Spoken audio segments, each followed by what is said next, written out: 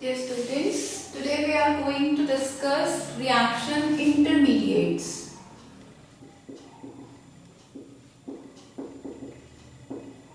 थोड़ी सी बात हम इसके बीच बीच में कर चुके हैं, आज थोड़ा इसको एक्सप्लेन करके बात करेंगे। रिएक्शन इंटरमीडिएट क्या है कि ड्यूरिंग एनी ऑर्गेनिक रिएक्शन जो for very short period of time एक कॉम्प्लेक्स बनता है या एक स्पीशीज उसके अंदर जनरेट होता है for a very short duration, उसे हम कहते हैं रिएक्शन इंटरमीडिएट। तो रिएक्टेंट प्रोडक्ट में कन्वर्ट होने से पहले एक इंटरमीडिएट स्पीशीज में कन्वर्ट होता है, उन्हें हम कहते हैं रिएक्शन इंटरमीडिएट्स। ये जो रिएक्शन इंटरमीडिएट्स हैं they can be carbocation, they can be carbanion, they can be free radicals and they can be carbenes. कार्बीन्स बहुत कम है आपके सिलेबस में, 2-3 रिएक्शंस ही हैं जो कार्बीन के बेसिस पे हैं और एक है नाइट्रीन। कभी कभी हम एक बात नाइट्रीन की भी कर लेते हैं। सो वी हैव मेनली हम ये तीन ही हमारे को आते हैं, कार्बोकेटायन और कार्बेनायन और फ्री रेडिकल्स। ठीक है, we will discuss them one by one. पहले हम देखेंगे कि जो बॉन्ड है कोई भी carbon carbon bond, this is always covalent in nature. Covalent का मतलब इक्वल शेयरिंग ऑफ इलेक्ट्रॉन से बना हुआ ये बॉन्ड है। जब ये बॉन्ड टूटता है तो हम उसे कहेंगे बॉन्ड क्लीवेज। बॉन्ड क्लीवेज का मतलब क्या है? ब्रेकिंग ऑफ बॉन्ड, बॉन्ड का टूट जाना। Now this breaking of bond, this is of two types. One we call homolytic cleavage and other is called heterolytic cleavage.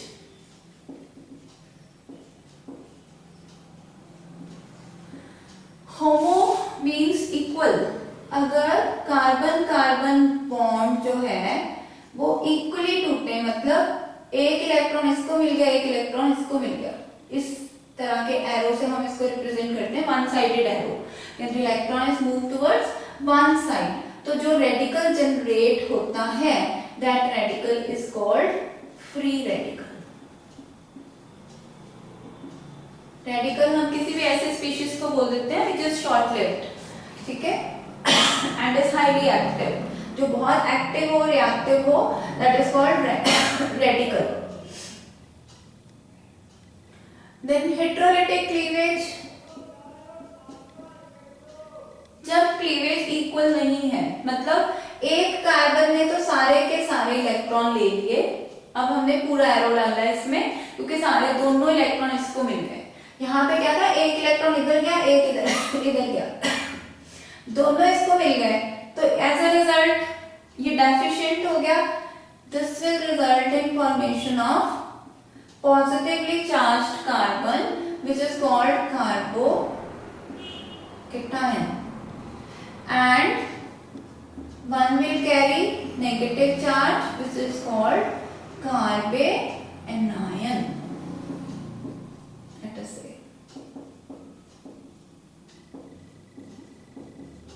ठीक है, so we have free radical, carbocation and कार्बेनायन.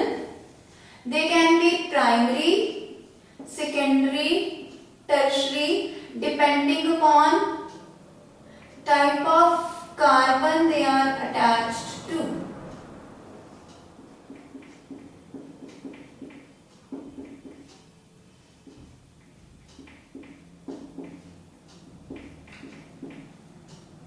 Secondary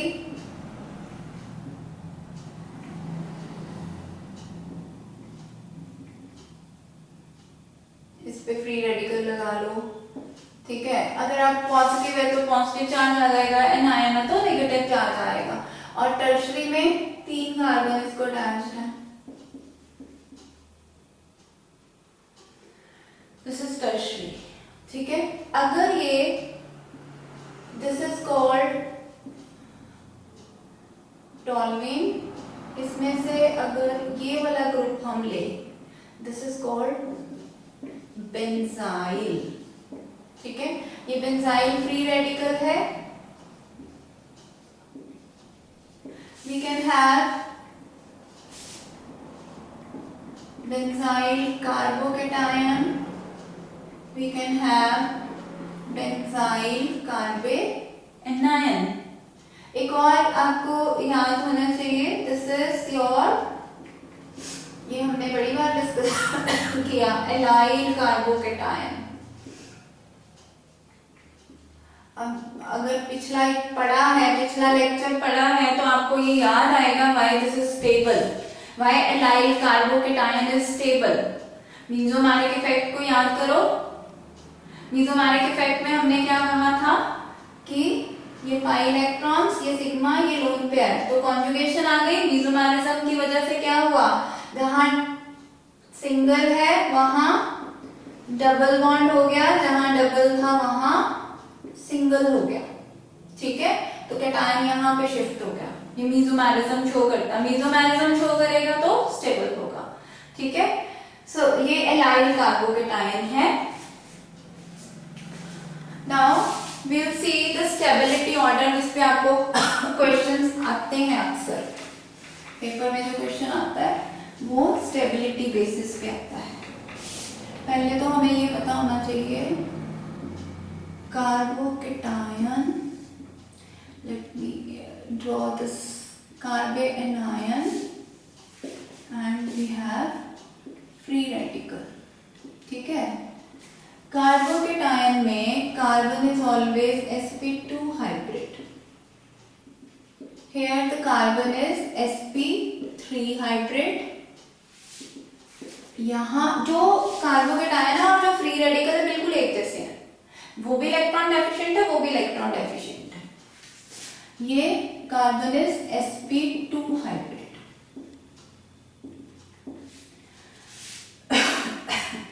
planar structure, tetrahedral, planar, ठीक है। p orbital carries positive charge. यहां पे hybrid orbital, क्योंकि तीनों p hybrid हो गए हैं इसमें, hybrid orbital carries negative charge। यहां पे p orbital carries free radical, ठीक है। कार्बोकेटायन का हम स्ट्रक्चर ड्रॉ कर, प्लेनर इन नेचर है, और जो आपका अनहाइब्रिड p ऑर्बिटल है दैट कैरीज पॉजिटिव चार्ज। जो आपका दिस इज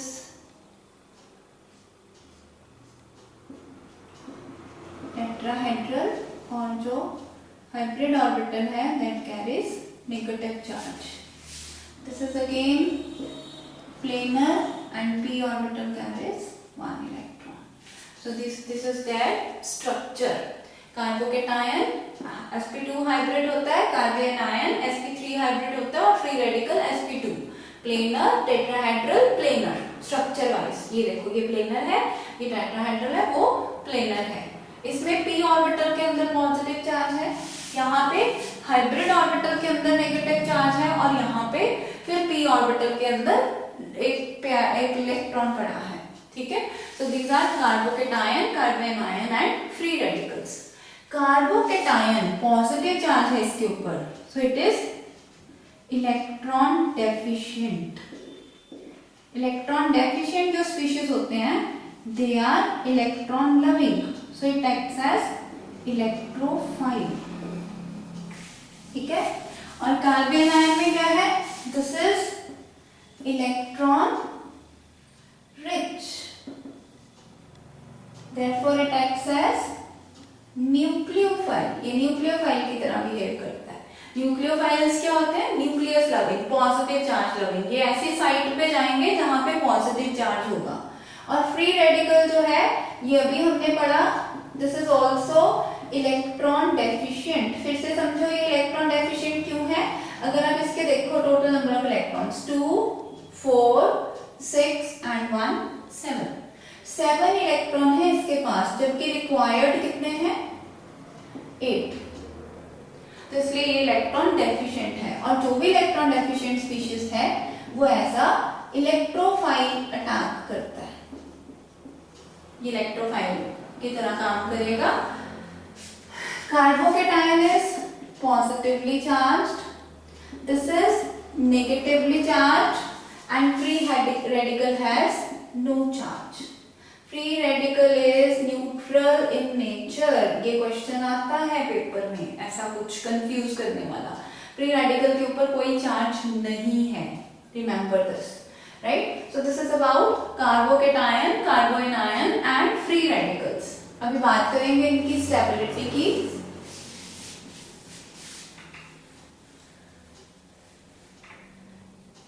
कार्बोकेटायन के केस में tertiary more stable then secondary, more stable then primary. Carbocation के केस में। एनायन के केस में क्या हो जाएगा, अगर हम इंडक्टिव इफेक्ट के बेसिस पे देखें, इंडक्टिव इफेक्ट क्या कहता है, अगर कार्बन आयन पे मान लो ये है हमारा प्राइमरी, ये है हमारा सेकेंडरी और ये है हमारा टर्शरी कार्बन आयन। अब क्या है, इसके ऊपर पहले से नेगेटिव चार्ज है, पहले से नेगेटिव चार्ज है, पहले से नेगेटिव चार्ज है। एक और इलेक्ट्रॉन रिलीजिंग ग्रुप लग गया, वो इसके इलेक्ट्रॉन नेगेटिव चार्ज को बढ़ा रहा है, जबकि हमारा मॉलिक्यूल क्या चाहता है कि उसका चार्ज कैंसिल हो जाए, वो स्टेबल हो जाए, वो अपने नेगेटिव को कम करना चाहता है, जबकि रिलीजिंग ग्रुप क्या कर रहा है, उसके नेगेटिव को बढ़ा रहा है। ठीक है, तो उससे उसकी अनस्टेबिलिटी बढ़ती जा रही है due two plus I effect. तो फिर कार्बन आयन में क्या ऑर्डर हो जाएगा स्टेबिलिटी का, प्राइमरी, सेकेंडरी और टर्शरी। ठीक है, फ्री रेडिकल के केस में क्या होगा, हमने कहा ये इलेक्ट्रॉन डेफिशिएंट है, ये क्या चाहता है, ये चाहता है कोई आए मुझे इलेक्ट्रॉन दे, तो जितने इलेक्ट्रॉन देने वाले ज्यादा होंगे उतनी इसकी स्टेबिलिटी ज्यादा होगी, क्योंकि ये इलेक्ट्रॉन डेफिशिएंट है, इलेक्ट्रॉन कम है इसके पास, ये चाहता है कोई हो जो मुझे दे। ठीक है, तो जितने इलेक्ट्रॉन देने वाले ग्रुप्स बैठे होंगे उतनी इसकी स्टेबिलिटी बढ़ जाएगी। तो हम क्या कहेंगे, tertiary, then secondary, then primary. ठीक है, कार्बोकेटायन के केस में electron releasing group increases stability और electron withdrawing group decrease stability. ठीक है, और अगर कहीं रेजोनेंस आ जाए, रेजोनेंस इंक्रीज स्टेबिलिटी। जैसे हमारे पास केस है जब हमने मेसोमेरिक इफेक्ट किया था तब ये बातें की थी। यहाँ क्या है, कार्बन के ऊपर पॉजिटिव चार्ज और यहाँ पे डबल बॉन्ड, ये डबल बॉन्ड यहां चला जाएगा, उससे क्या हुआ, इसकी तो वैलेंसी पूरी हो गई, लेकिन यहाँ पॉजिटिव चार्ज आ गया, तो क्या हुआ, कैटायन जो है वो पूरी की पूरी रिंग के ऊपर रेजोनेट कर गया। और हमने पढ़ा more the number of resonating structures more is stability. तो बेंजाइल कार्बोकेटायन आपका ज्यादा स्टेबल हो जाएगा, यानी कि अगर रेजोनेंस आ गई तो वो स्टेबिलिटी को इंक्रीज कर देगी। ठीक है, और अगर हम देखें कार्बन आयन के केस में, कार्बन आयन के केस में हमने कहा 1 is more stable than 2, 2 is more stable than 3। यहाँ क्या होगा, ये पहले से बेचारा नेगेटिव चार्ज से परेशान है, अगर इलेक्ट्रॉन रिलीजिंग ग्रुप लग गया तो वो क्या करेगा, डिक्रीजेस स्टेबिलिटी, वो इसकी स्टेबिलिटी को डिक्रीज कर देगा। और इलेक्ट्रॉन विथड्रॉइंग ग्रुप, शुक्र है कोई तो आया जो इलेक्ट्रॉन कम कर रहा है, इलेक्ट्रॉन विथड्रॉइंग ग्रुप इंक्रीज करेगा कार्बन आयन की स्टेबिलिटी। रेजोनेंस क्या करेगा, या कॉन्जुगेशन, रेजोनेंस कह दो या कॉन्जुगेशन कह दो, कॉन्जुगेशन क्या करेगी, कॉन्जुगेशन विल इंक्रीज स्टेबिलिटी। क्योंकि ये तो आप आराम से सोच सकते हो, जहां बेंजीन आ गई, जहां रेजोनेंस आ गया, वहां स्टेबिलिटी बढ़नी ही है। कैसे, अब मान लो ये है हमारे पास कार्बन आयन है, ये इलेक्ट्रॉन्स यहाँ, ये यहाँ, बस फर्क क्या है, वहां पॉजिटिव चार्ज डीलोकेलाइज हो गया था रिंग के ऊपर, यहाँ पे नेगेटिव चार्ज डीलोकेलाइज हो जाएगा रिंग के ऊपर। और आप इसके बाकी के स्ट्रक्चर्स ड्रॉ कर सकते हो। तो more the number of structures, more will be the stability.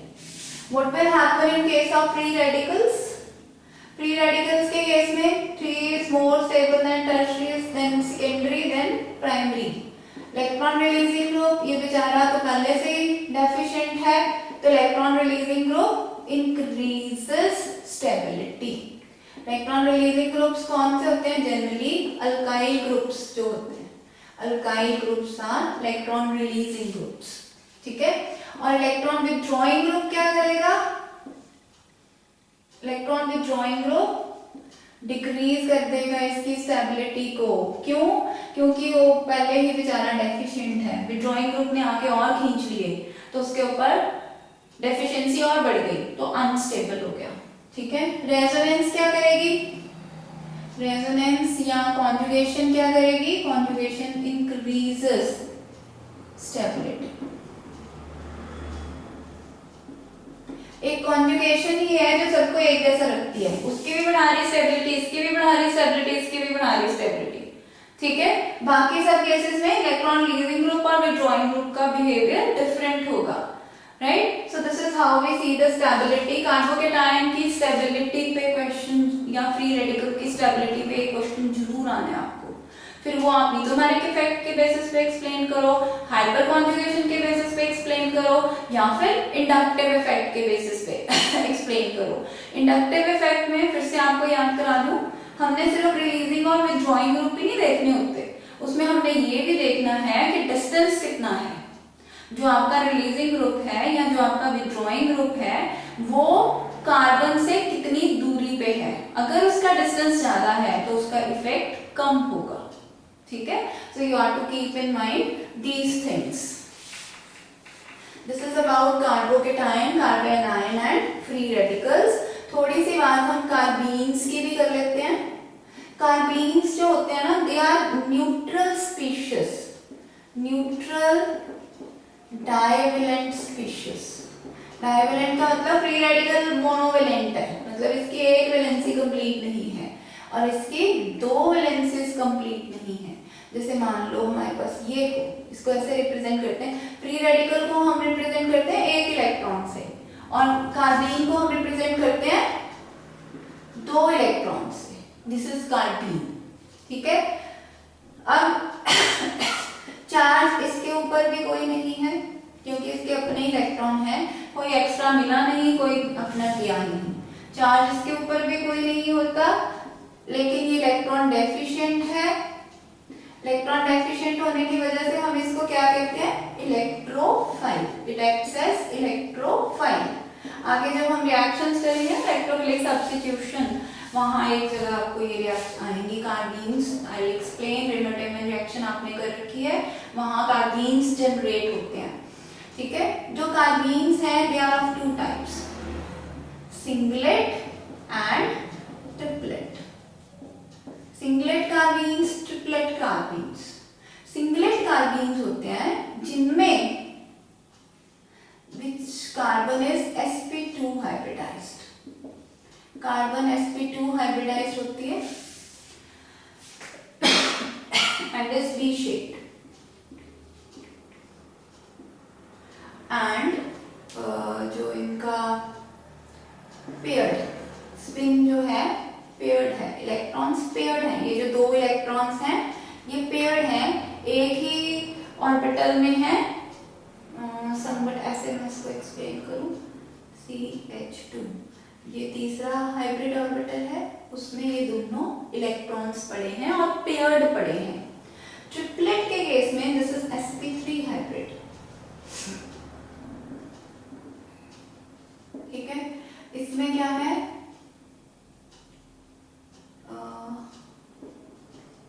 एक ये हाइब्रिड ऑर्बिटल, एक ये हाइब्रिड ऑर्बिटल, एक इलेक्ट्रॉन हाइब्रिड ऑर्बिटल में पड़ा है, दूसरा दूसरे में पड़ा है।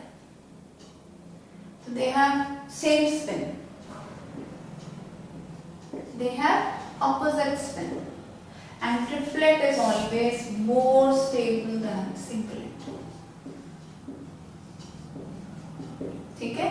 अब आपने ध्यान रखना है, 4 हमने स्पीशीज किए, कार्बोकेटायन, कार्बेनायन, फ्री रेडिकल और कार्बीन। उसमें से 3 तो बेचारे ही हैं, बेचारे in the sense 3 electron deficient हैं, 3 इलेक्ट्रोफाइल की तरह काम करते हैं। और वो कौन कौन है, कार्बोकेटायन इलेक्ट्रॉन डेफिशिएंट है, फ्री रेडिकल इलेक्ट्रॉन डेफिशिएंट है, कार्बीन भी इलेक्ट्रॉन डेफिशिएंट है। लेकिन जो हमारा कार्बेनायन है दैट इज इलेक्ट्रॉन रिच। और इनकी स्टेबिलिटी को हमने एक्सप्लेन किया अलग अलग बेसिस पे, इस बेसिस पे कि वो प्राइमरी हैं, सेकेंडरी हैं, टर्शरी हैं, या उनके साथ इलेक्ट्रॉन रिलीजिंग ग्रुप लगा हुआ है, या उनके साथ इलेक्ट्रॉन विथड्रॉइंग ग्रुप लगा हुआ है, क्या वो मीजोमेरिज्म शो कर रहे हैं या कॉन्जुगेशन शो कर रहे हैं। सो इस तरह के बेसिस पे क्वेश्चन आते हैं हमें। I will give you some practice question specially on the stability of the reaction intermediates, and then we will discuss those questions. Thank you.